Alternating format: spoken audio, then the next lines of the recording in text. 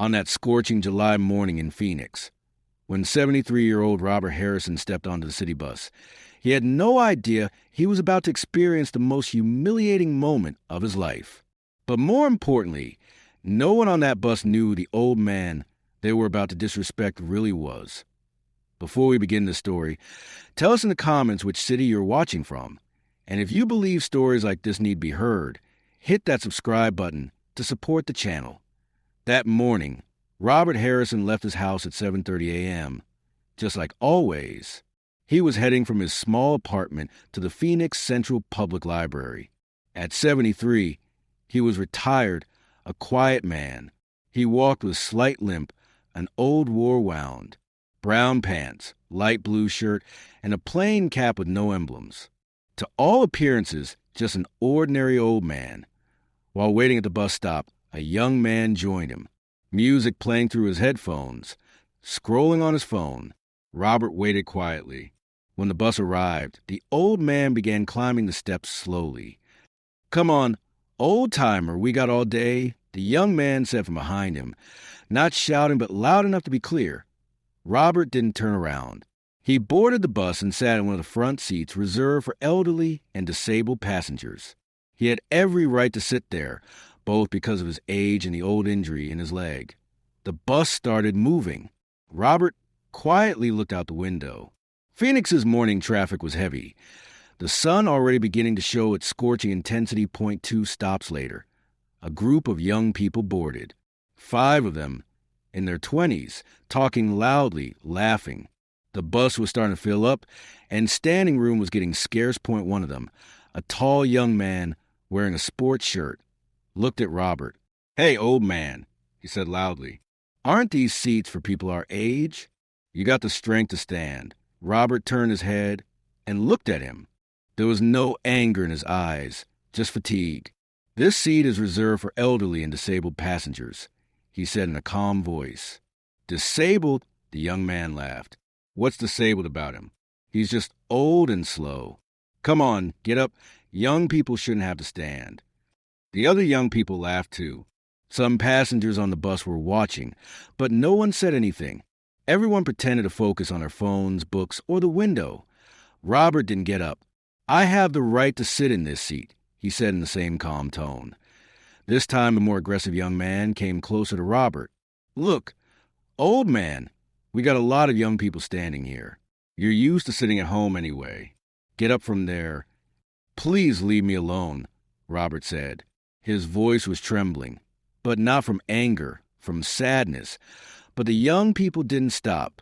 The red-haired one among them pulled out his phone and started recording video. "Look, everyone, old but stubborn," he laughed. "Won't give his seat to young people." At this point, the bus driver was watching the back through his mirror but wasn't intervening. A slight redness had appeared on Robert's cheeks. He felt helpless. The argument among the young people was escalating. Other passengers were now openly watching, but still no one intervened. The classic problem of modern society. Everyone waiting for someone else to step in. "Either get up from there or we'll make you get up," said the tall young man, this time with a threatening tone that Robert's heart was beating fast. His hands were slightly trembling, but still he didn't get up. "I'm not hurting any of you," he said. "I'm just going to the library." "The library?" laughed the red-haired young man. "What are you going to read at your age? Comic books." While these mockeries continued, a middle-aged man sitting in the back of the bus was quietly watching everything. His name was Mike Torres, 45 years old, a detective with the Phoenix Police Department. But more importantly, he had served in the National Guard 20 years ago. Mike was carefully studying Robert's face. Something seemed familiar, but he couldn't be sure. The old man's posture, his quiet patience, the way he held his head up. Meanwhile, the young people's insults and threats were increasing. The tall young man was now standing next to Robert's seat, leaning over him. "I'm telling you for the last time, get up from there, or else." "Or else what?" Robert asked. For the first time there was firmness in his voice. At this point, the bus driver finally couldn't stand it and spoke up. "Hey, what's going on back there?" "Stop the arguing." The tall young man called out to the driver. "Driver, this old man won't give a seat to young people. Tell him something." The driver looked at Robert through his mirror. He looked tired and overwhelmed. These kinds of situations happen frequently on Phoenix City buses, and drivers usually chose the easiest solution. "Sir," the driver said to Robert, "could you get off at the next stop?" This argument is disturbing other passengers. The expression on Robert's face changed. A mixture of surprise, disappointment, and deep sadness. "I didn't do anything," he said quietly. "I know, but let's not continue the argument. Please get off at the next stop." That's when Mike Torres stood up. Now he was certain. He recognized that face. "Wait!" he shouted from the back of the bus. Everyone turned to look at him. Mike walked quickly toward the front, but it was too late. Robert had already stood up and was walking slowly toward the bus door, his head down, shoulders slumped. "Wait!" Mike said, "Are you Colonel Harrison?" Robert stopped, slowly turned around. When he saw Mike's face, a flash sparked in his eyes. He recognized him. "Torres," he said quietly. "Mike Torres?" "Yes, sir," Mike said, already standing at attention. 1994, Fort Huachuca. Everyone on the bus was watching the strange encounter. The young people looked confused. But Robert raised his hand. "No, Mike," he said, "it's better to end this argument here." And he headed for the bus door. Mike watched with a heavy heart. Colonel Harrison, his former commander, was getting off the bus after being humiliated, and he couldn't do anything. The bus moved on. Robert was left alone on the sidewalk. He was having difficulty walking due to the old injury in his leg, but no one could see that now. Mike Torres pulled out his cell phone and quickly dialed a number. Luke Air Force Base Command Center. "Hello, this is Detective Mike Torres, Phoenix PD. Do you know Colonel Robert Harrison?" "Of course. Retired Colonel Harrison. What happened?" "He was just humiliated on a city bus and forced to get off. No one intervened." "This man is my former commander, and I just experienced the most shameful moment of my life in Phoenix." There was a brief silence on the other end of the phone. "Detective Torres, do you know Colonel Harrison's address?" "No, but it doesn't matter. We'll find it. Thank you for calling." Mike hung up the phone, but this wasn't enough. He opened his cell phone again, and this time dialed another number. Arizona National Guard Command Center. "Hello, this is former Sergeant Mike Torres. I served at Fort Huachuca in 1994. I want to report an urgent situation to you." Meanwhile, Robert Harrison had started walking slowly from the bus stop. In Phoenix's scorching heat, at 73 years old, alone. He still had 2 kilometers to walk to reach the library. But what Robert Harrison didn't know was that the phone calls just made were rapidly creating a chain reaction. A.T. Luke Air Force Base. Colonel Harrison's file had been opened. Vietnam War veteran, 1968 to 1970. Commander in Gulf War, 1991. Bronze Star Medal recipient, 35 years active duty trained.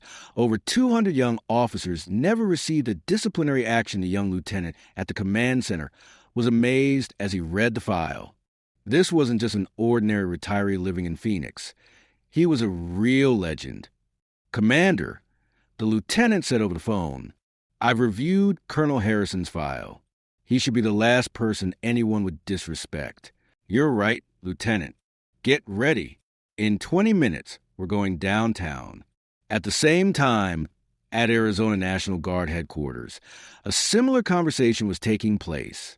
Mike Torres' call had reached the right ears. "Colonel Harrison was disrespected on a public bus?" asked the duty officer. "Yes, sir. Forced to get off by young people while no one helped. This is unacceptable. Prepare a unit.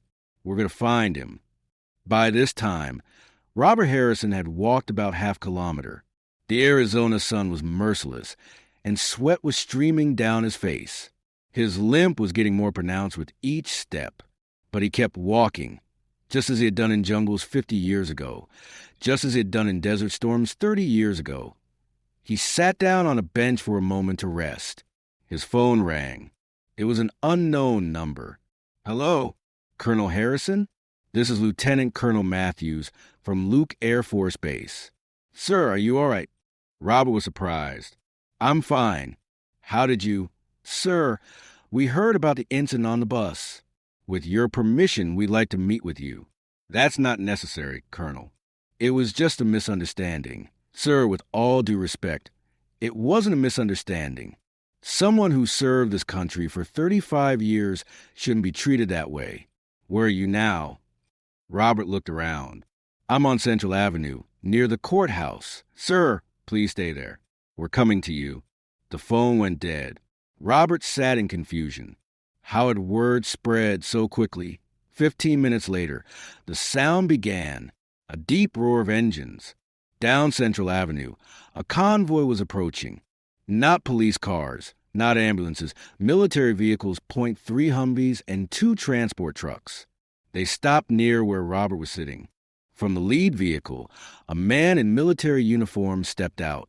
Lieutenant Colonel Matthews, 45 years old, 20 years of service. He walked directly to Robert and saluted. Colonel Harrison. Robert slowly stood up. Colonel Matthews, this really wasn't necessary. Sir, yes it was. Matthews gestured, and from the vehicles behind him, 30 soldiers emerged, all in uniform, all standing at attention. People on the street had stopped. Phones were coming out. A crowd was gathering. Sir, Matthews said loudly enough for everyone to hear. On behalf of the United States Air Force and all service members, I want to apologize for what happened to you today. The soldiers behind him snapped to attention in unison. Sir, you trained half the officers currently serving in Arizona. Your service record is impeccable. What happened today was not just disrespect to you, but to every uniform that has served this nation. Robert's eyes filled with tears. Colonel, I just wanted to go to the library. And you will? Sir. But first, we want to escort you there. With honor. The crowd watching had grown. Among them were the very young people from the bus. They had gotten off a few stops later, and were now watching the scene in shock. The tall young man who had been most aggressive was pale. Is that the old man from the bus? His friend with the red hair was still recording, but now his hands were shaking. Lieutenant Colonel Matthews noticed them. Were you on the bus with the colonel? The young man couldn't speak. He just nodded.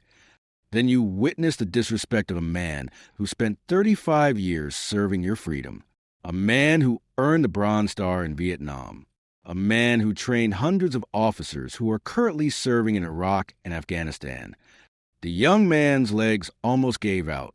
We didn't know. No, you didn't know. Because you didn't ask. You saw an old man and assumed he was weak, useless, in your way. Matthews's voice was controlled but firm. Colonel Harrison has earned the right to sit anywhere he wants in this country. He's earned the right to be treated with respect. The red-haired young man stepped forward. Sir, we're sorry. We really didn't know. Robert looked at them. Despite everything that had happened, there was no anger in his eyes.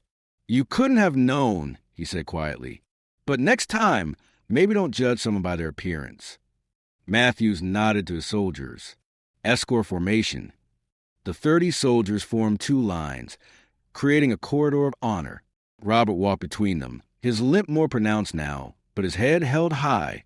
The convoy moved slowly through downtown Phoenix. At red lights, people stopped and stared. Some recognized what was happening and stood respectfully. Others just watched in amazement. When they reached the Phoenix Central Public Library, a crowd had already gathered. Word had spread through social media. Videos from the bus incident, and now the military escort were going viral. As Robert climbed the library steps, Matthews spoke one more time. Sir, your library card expired last month. It's been renewed for life. Compliments of the city of Phoenix. Robert turned around. How did you, sir, when a decorated veteran wants to read, nothing should stand in his way. The crowd applauded.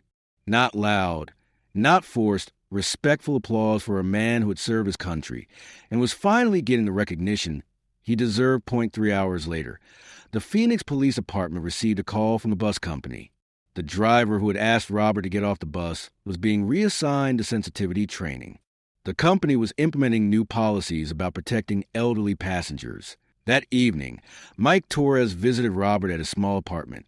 They sat on the front porch, drinking coffee, watching the Arizona sunset. "Sir, I should have done more on that bus," Mike said. Robert looked at him. "Mike, you did exactly what you should have done. You made the calls that mattered, but I let them humiliate you first. Sometimes, Mike, people need to show who they really are before others can show who they really are too." They sat in comfortable silence for a while. "Sir, can I ask you something?" "Of course." "In all your years of service, what was the hardest thing?" Robert thought for a moment. "Coming home, Mike. Learning to be a civilian again. Learning that not everyone understands what service means.